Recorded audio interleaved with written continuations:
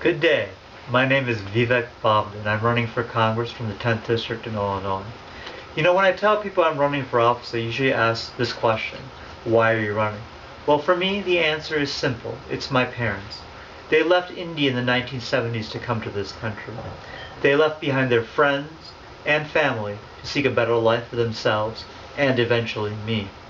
They took this risk because they believed in America each person has opportunity, that in America each person is only limited by her dreams and how hard she is willing to work to achieve them.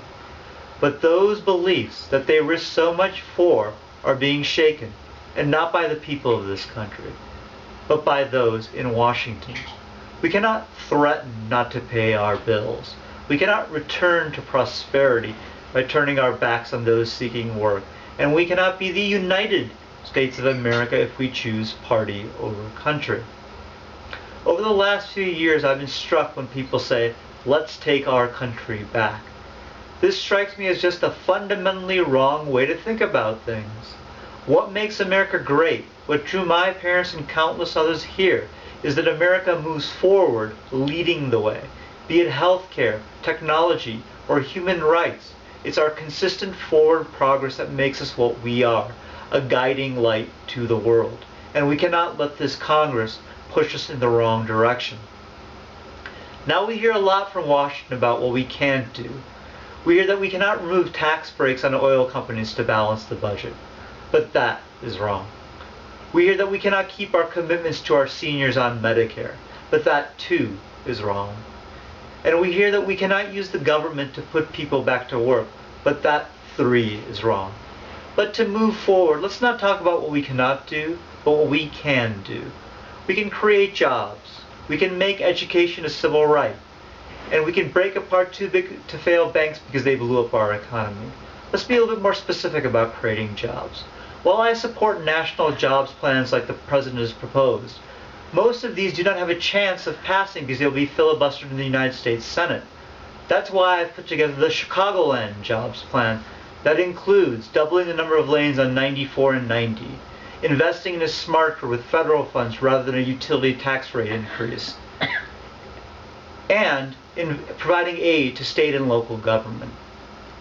Talking specifically about education, let's teach to tests that are worth teaching to. Let's incentivize learning through a growth model. And let's make sure we have well-trained, well-funded, and accountable teachers, principals, and school districts. Now I've told you a little bit about what I believe, where I came from, and why I'm running. Let me tell you why I'm qualified to hold this office. First of all, I grew up in the 10th District. My family moved to Northbrook in 1982. I attended Winkleman Elementary School. Then it was to Libertyville Township in 1987, where I attended the Hawthorne Schools and Libertyville High School. After that, it was to Northwestern to get my Bachelor of Arts in Political Science and Economics. While there, I was recruited to work for the Federal Reserve. I did so, giving me a firm grounding of mainstream economic thought. After I graduated, I did Teach for America out in Compton, California. I got a first-hand view of what education is really like, and I know what we need to do to increase learning in our schools. I also was a public finance consultant in the Bay Area. There I learned how politicians build support for infrastructure projects like the ones that I'm supporting. After that, I received a master's degree in public management and policy analysis at UW-Madison on scholarship. I also focused on education policy, giving me a first-hand understanding of theoretical education. After that, I became a public affairs consultant through the Coro Foundation in St. Louis, Missouri. I helped lead the fight to prevent a ban on stem cell research. I work with community groups, hospitals, healthcare organizations to make sure stem cell research stayed legal in Missouri. I also reunited broken families through an evaluation of the Family Focus program. I worked on community development. I worked with unions on arbitration and workman's comp cases. And I created interfaith youth conferences to bring people of all faiths together to work on common public policy problems. I went on to law school. I worked for then Senator Obama as an intern. I worked for Rush University Medical Center. After I graduated law school, I had trouble finding a job. I had to work at Macy's to make ends meet. I know how hard this economy is treating all of us, but I persevered and I was able to build my own practice.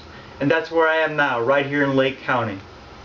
I thank you for your time. I know I can do a good job for you, and I look forward to being your next congressperson. Thank you very much. Bye-bye.